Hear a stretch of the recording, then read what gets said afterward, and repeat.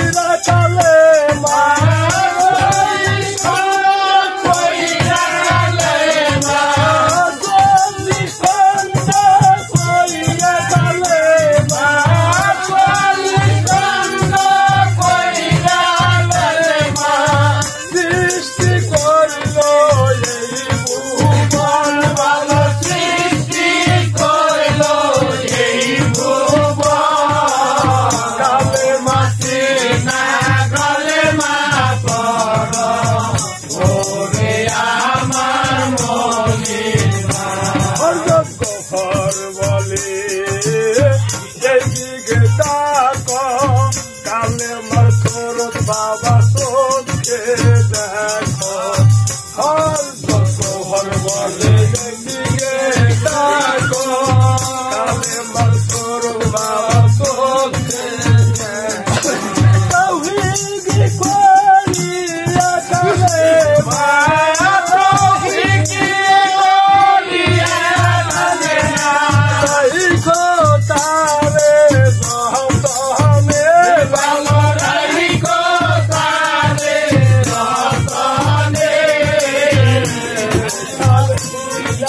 Carla